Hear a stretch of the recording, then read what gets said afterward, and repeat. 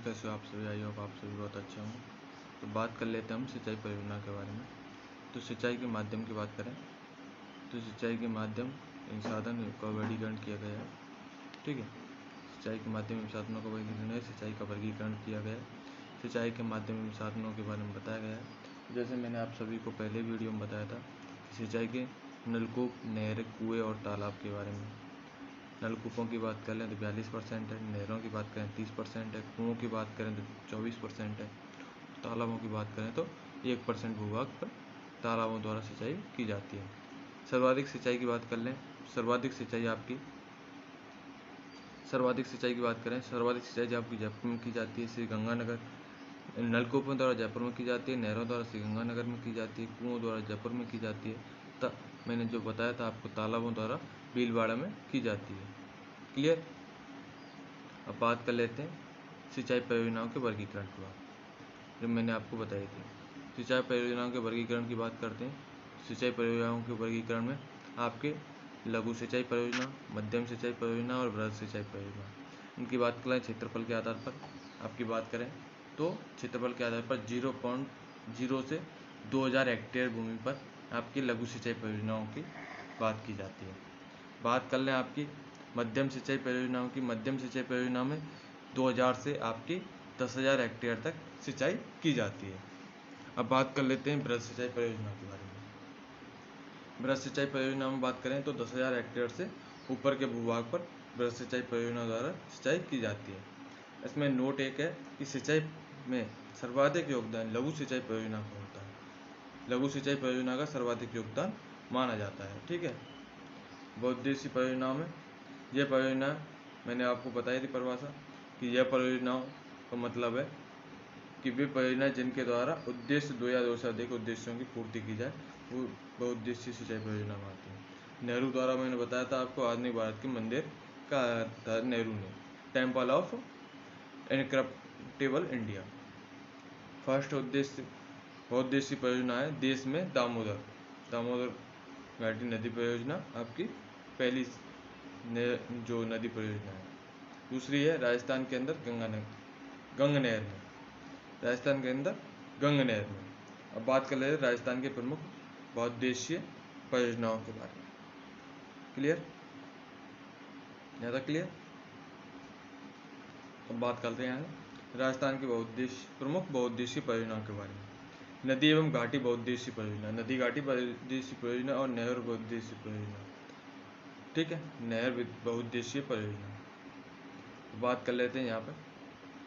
ठीक है, एक हनुमानगढ़ से एक ब्यास नदी है, जो ब्यास नदी आ रही है हनुमानगढ़ होके। ठीक है, हनुमानगढ़ में जब प्रवेश करती है उससे पहले क्या है कि जो ब्यास नदी आ रही है, ब्यास नदी सतलुज नदी है, सतलुज नदी, हाँ आपकी सतलुज नदी है, ब्यास नदी उससे आके जुड़ रही है, तो बिस्त नहर का निर्माण करती है। गोविंद झील का निर्माण भी उसी के द्वारा किया जाता है। बात कर लें भाखड़ा बांध की, तो यहाँ पर एक भाखड़ा बांध बना हुआ है, उससे 8 किलोमीटर दूर आपका नागला बांध पंजाब में बना हुआ है, भाखड़ा बांध हिमाचल प्रदेश में बना हुआ है। ठीक है, उससे एक भाखड़ा नहर निकलती है। नहर की बात करें, नहर निकलती है भाखड़ा नहर, और वो नहर कहाँ जाती है? हनुमानगढ़ के अंदर। वो नहर कहाँ जाती है? ये जा रही है हनुमानगढ़ के अंदर। ठीक है, हनुमानगढ़ के अंदर जाती है, उससे दूसरी अपार प्रणाली निकलती है। माही उद्देश्य बहुउद्देशीय परियोजना माही नदी पर माही बहुउद्देशीय परियोजना बनी हुई है। चंबल नदी पर चंबल बहुउद्देशीय परियोजना बनी हुई है। उसके बाद बात करें दाई नहर, उसमें दाई भूभाग पर आपकी बाई नहर और दाई नहर निकली हुई हैं। ठीक है, माही नदी पर हनुमानगढ़ जिले में आपके दाई साइड को भी नहरें निकली हुई हैं और बाई साइड को भी नहरें निकली हुई हैं। क्लियर, एक सेकंड।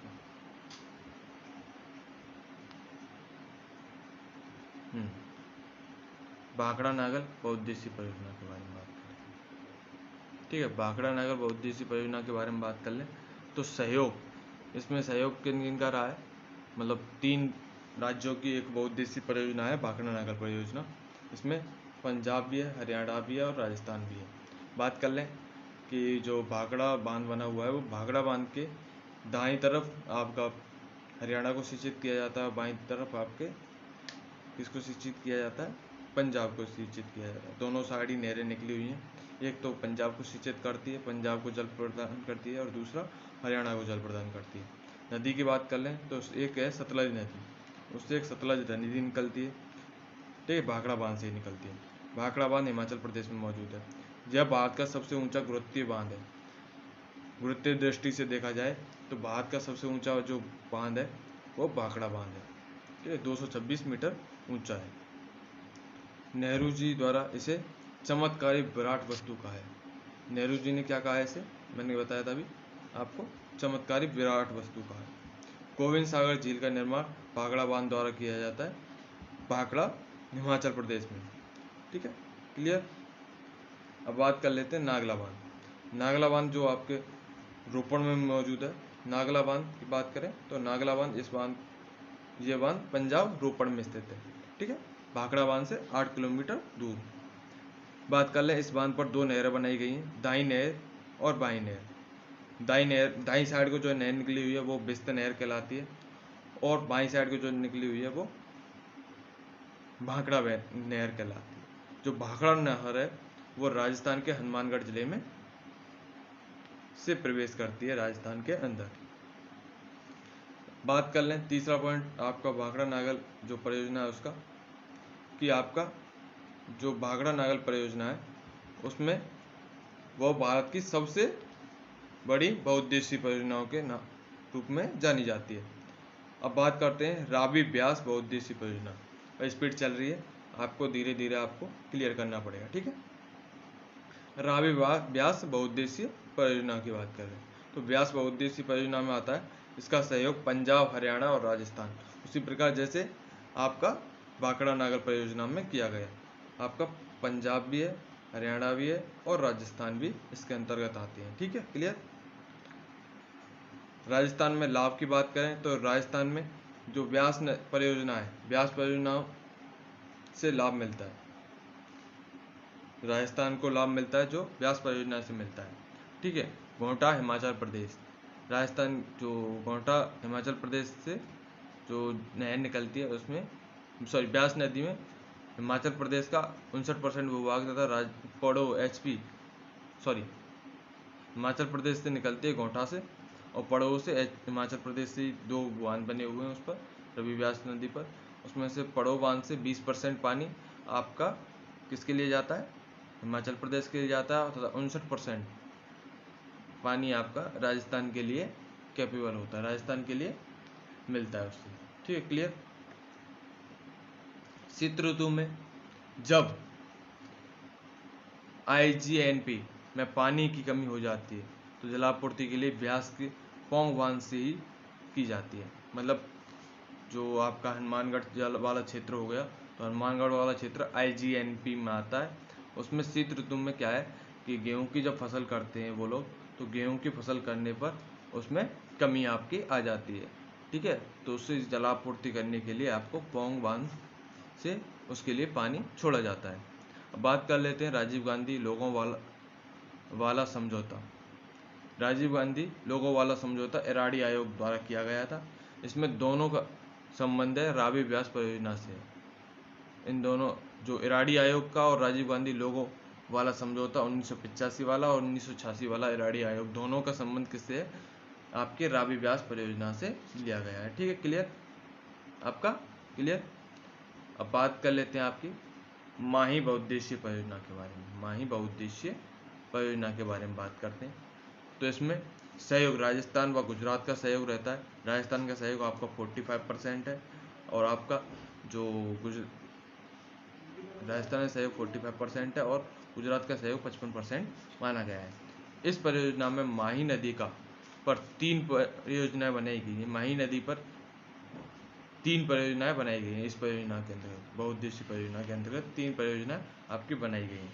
पहली परियोजना का बात करें तो पहली परियोजना है माही बजाज सागर परियोजना। माही बजाज सागर परियोजना, इसकी स्थिति की बात कर लें तो बोरखेड़ा बांसवाड़ा में ये बनाई गई है। यह राजस्थान की सबसे लंबी बांध परियोजना मानी गई है।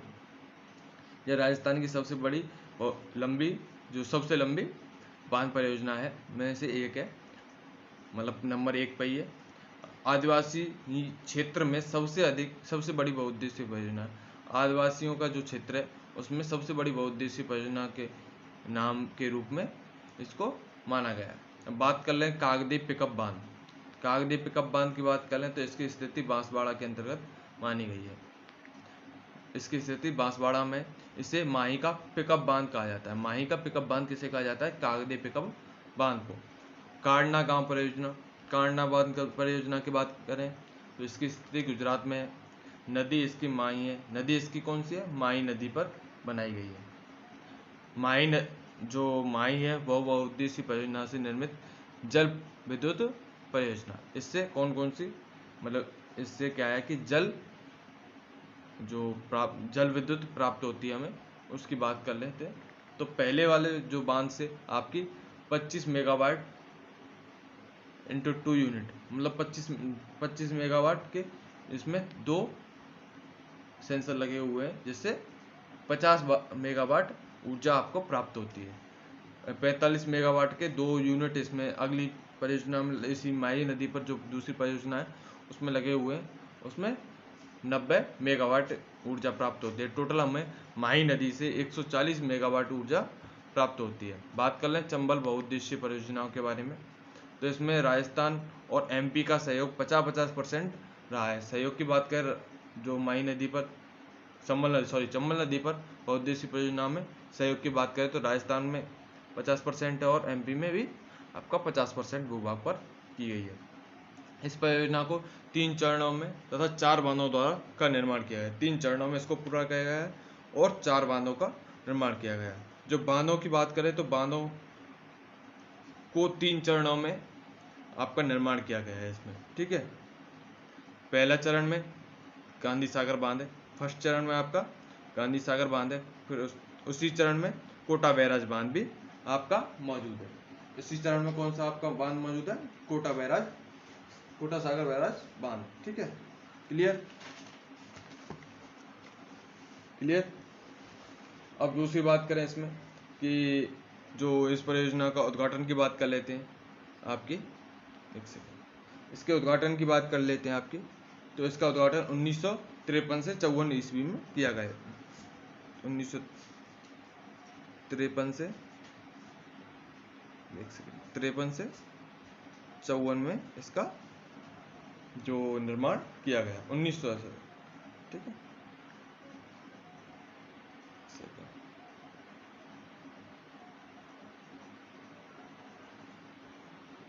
ठीक है,